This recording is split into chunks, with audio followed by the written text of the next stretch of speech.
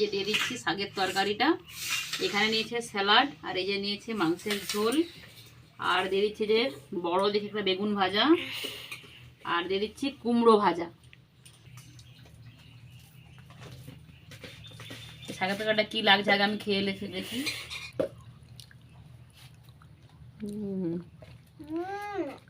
কেমন হয়েছে? এটা আমার দিদার রেসিপি, তোর দিদা রান্না করেছে। এবার কেমন লাগছে? শাক তো খাওনি কোনো দিন, ভালো লাগছে? এই শাকটা বাড়িতে রান্না করলে খাবি তাহলে? ও, শাকটা সুন্দর লাগছে। গরম ভাতে এই সজনে শাকের এই রেসিপিটা থাকলে আর কিন্তু কিছুই লাগবে না। গরম গরম ভাত আর এই সজনে শাকের তরকারিটা খেতে কিন্তু অপূর্ব লাগে, অসাধারণ। তোমরা অবশ্যই ট্রাই করো, দেখবে খেতে এটা খুবই ভালো লাগে। অন্বেষা ভ্যারাইটি ভিডিওতে আবার একটি নতুন পর্বে স্বাগত জানাচ্ছি। আজকে বাবার বাড়ি এসেছি, আর এইখানে এসে একটা নতুন রেসিপি তোমাদের সঙ্গে শেয়ার করব। তো আমি রান্না করব না, আজকে আমার মা রান্না করবে। তার মায়ের রেসিপি, মানে আমার দিদার রেসিপি। আমার দিদা মানে বানাতো সজনে শাকের একটা তরকারি, খুব খেতে ভালো লাগে। আর কোনো রকম তেল মশলা ঝামেলা নেই, একদম মানে পুরানো দিনের রান্না। তো এটা আমার মাই ভালো পারে। তো আমার মা এখন গাছ থেকে সজনে পাতা পাড়ছে, এই দেখো ছাদ থেকে হাত বাড়িয়েই পাড়া যাচ্ছে। তো একদম নরম নরম সজনে পাতা নিয়ে নিচ্ছে। আর একটু শক্ত হলেও কোনো অসুবিধা নেই, কিন্তু নরমটা হলে খুব ভালো হয়। ছাদ থেকে হাত বাড়িয়ে যাচ্ছে, খুব বেশি লাগবে নি মা, কম হলেই তো হয়ে যাবে, কম লোক আমরা। দেখাও, এই দেখো কতটা সুন্দর লাগছে দেখো। আর সজনে পাতা তো তোমরা জানো নানান পুষ্টিগুণে ভরা সজনে পাতা। আর এই সজনে পাতার অনেক গুণ, মানে গুণের শেষ নেই, বললে হয়তো কম বলা হবে।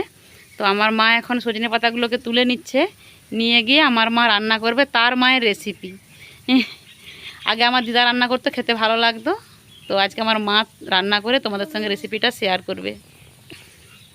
আর এই রেসিপিটা খেতেও ভালো লাগে। আর বর্ষার দিনে তো সজনে পাতা খুব অ্যাভেলেবেল। আর আমার মেয়ে দেখো আমার মায়ের সঙ্গে এই যে ছাদে জল হয়ে গেছে, জলে জলে ঘুরে বেড়াচ্ছে। আর এখন ধান লাগানো হচ্ছে, এই দেখো বর্ষায় চারপাশ কাদা, মাঠে সব ধান লাগানো হচ্ছে। এই নাঙল দেওয়া হয়েছে, কোনো কোনো জমিতে ধান লাগানো হয়েছে, কোনো কোনো জমিতে এখনও ধান লাগানো হয় না। আর আমার মায়ের বাড়ির চারপাশটা দেখো, এই দেখো। চলো রান্নাঘরে যাই, রান্নাঘরে গিয়ে এবারে রেসিপিটা তোমাদের সঙ্গে শেয়ার করব।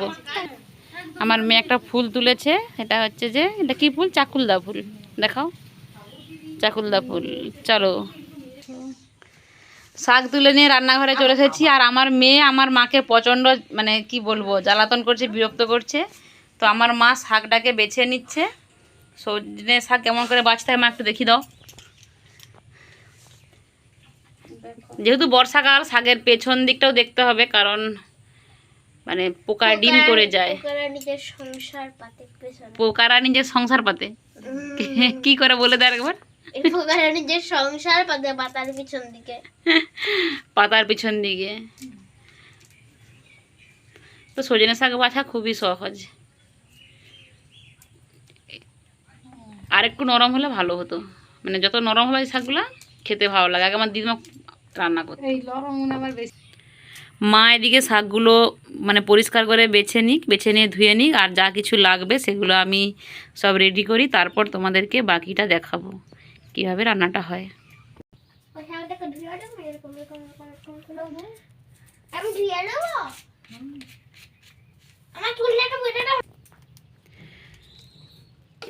শাক বেছে ধোয়া হয়ে গেছে, আর শাকের সাথে দেওয়া হবে আলুও ডুমো ডুমো করে কাটা হয়ে গেছে। এবার বাটা হচ্ছে মশলা। এই রান্নাটা করতে বিশেষ কিছুই মশলা লাগবে না, শুধু একটা শুকনো লঙ্কা দিয়েছে আর পোস্ত। এটাকে শিলপাটায় বেটে নিচ্ছে, তোমরা চাইলে মিক্সিতেও বেটে নিতে পারো, কোনো অসুবিধে নেই। তোমরা চাইলে জিরে আর ধনের গুঁড়ো দিতে পারো, কিন্তু না দিলেও কোনো অসুবিধে নেই, শুধু পোস্ত আর লঙ্কা দিলেও হবে।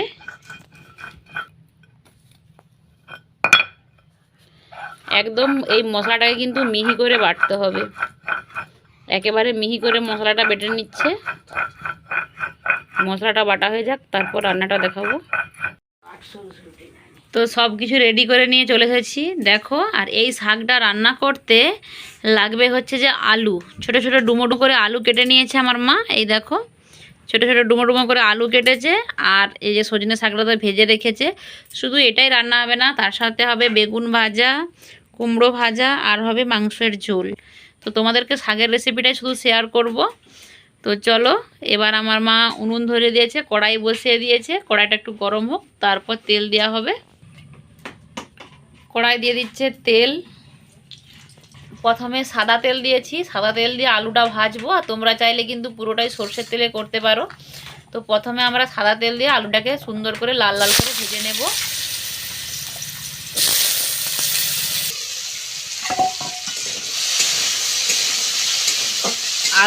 আলুটাকে সুন্দর করে লাল লাল করে ভেজে নেওয়া হবে। আলুতে মা লবণ দিয়েছে সুদ্ধা।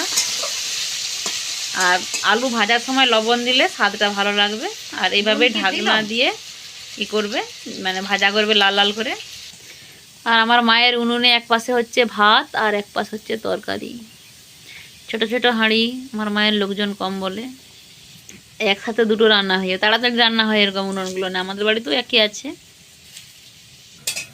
আলুগুলো ভাজা হয়ে গেছে, আলুগুলোকে এবার তুলে নিচ্ছে।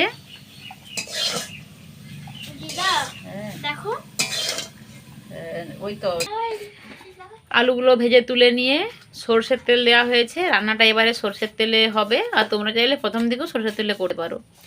এবার হচ্ছে যে তেজপাতা ছিঁড়ে একটা দিয়ে দিচ্ছে,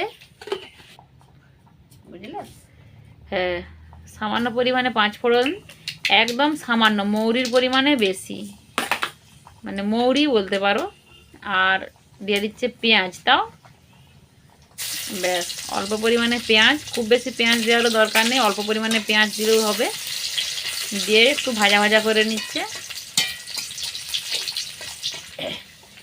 এবারে ভেজে রাখা আলুটা আবার দিয়ে দেওয়া হলো ওই তেলের মধ্যে।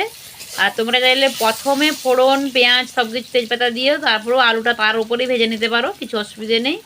তারপরে বেটে রাখা যে পোস্ত আর লঙ্কা, সেই মশলাটা দিয়ে দেওয়া হলো। অবশ্যই কিন্তু পোস্ত দিতে হবে, না হলে এই রান্নাটা কিন্তু খেতে ভালো লাগবে না। তো পোস্ত দিয়ে দিচ্ছে। এবার পরিমাণ মতো জল দিয়ে দেওয়া হলো সেদ্ধ হওয়ার জন্য। সামান্য পরিমাণে হলুদের গুঁড়ো দেওয়া হলো, একদম সামান্য কিঞ্চিত, একটু নাড়াচাড়া করে দেওয়া হলো। এবার ঢাকনা দিয়ে আলুটাকে মানে অর্ধেক সেদ্ধ করে নিতে হবে। তো আলুটা অর্ধেক সেদ্ধ করে নেবো আগে। আর এদিকে ভাতও হয়ে আসছে।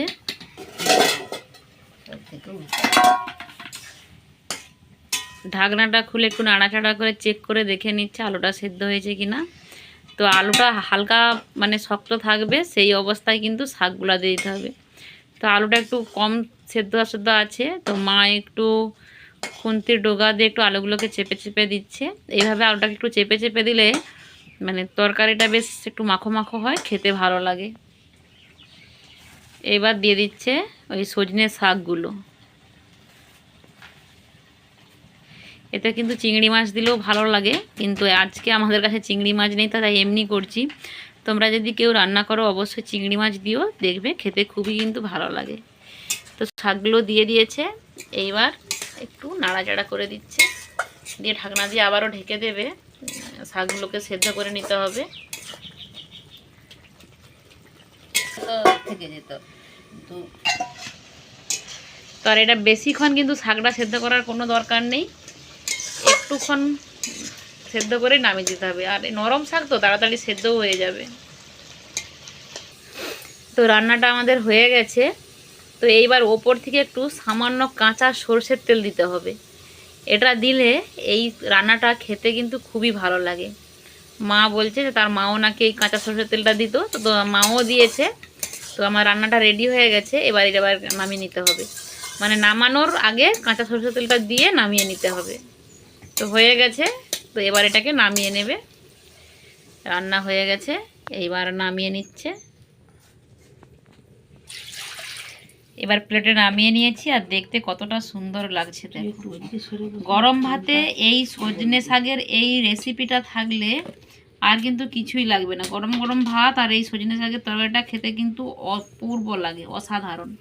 তোমরা অবশ্যই ট্রাই করো, দেখবে খেতে এটা খুবই ভালো লাগে। তো চলো আমার আর যে বাকি রান্নাগুলো করব সেগুলো করে নেই, তারপর খাওয়ার সময় তোমাদের কাছে ফিরে আসছি। মা করছে এদিকে বেগুন ভাজা, আর আমি করছি এদিকে মাংস। আর এই দেখো আমার মা রান্না করতেছে। সব রান্না বান্না হলে তারপর আমরা খাওয়া দাওয়া করব। বন্ধুরা, আমাদের রান্না বান্না হয়ে গেছে, এবার খাওয়া দাওয়া করব। আমার মেয়ে বসে গেছে কলা পাতা নিয়ে, আর এই যে দিয়ে দিচ্ছি শাকের তরকারিটা। এখানে নিয়েছে স্যালাড, আর এই যে নিয়েছে মাংসের ঝোল, আর দিয়ে দিচ্ছি যে বড় দেখে একটা বেগুন ভাজা, আর দিয়ে দিচ্ছি কুমড়ো ভাজা। ও এদিকে বসেছে আর আমরা বসেছি এইদিকে। আমরা থালায় খাচ্ছি আর ও কলা পাতায় খাচ্ছে। আমিও নিয়ে নিচ্ছি শাকের তরকারি পাতে। আর ভাই অফিস গেছে, এসে খাবে। বাবা আমাকে অনেক ভাত দিচ্ছে, যে খাবিনি? শাকের তরকারিটা কি লাগছে আগে আমি খেয়ে লেছে দেখি। মা কেমন রান্না করেছে, মা ভালো রান্না করে, তবুও তার মায়ের রেসিপি। দারুণ হয়েছে।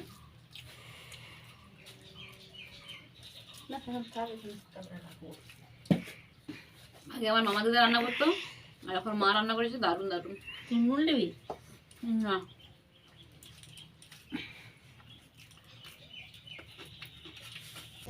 এই যে বসে গেছে আমার মেয়ে, খাচ্ছে।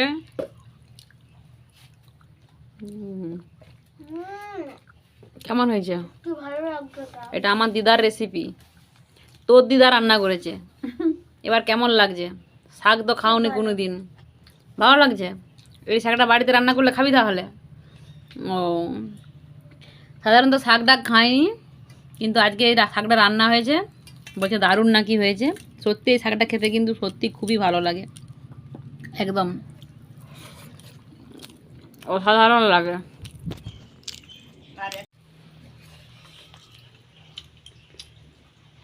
শাকটা খেতে অপূর্ব হয়েছে। আর কুমড়ো ভাজা, বেগুন ভাজা, আর এই দেখো পাতলা একবারে মাংসের ঝোল। আর ভাই বাড়িতে নেই, অফিস গেছে। মা, আমি আর আমার মেয়ে তিনজনে মিলে খেয়ে নিচ্ছি।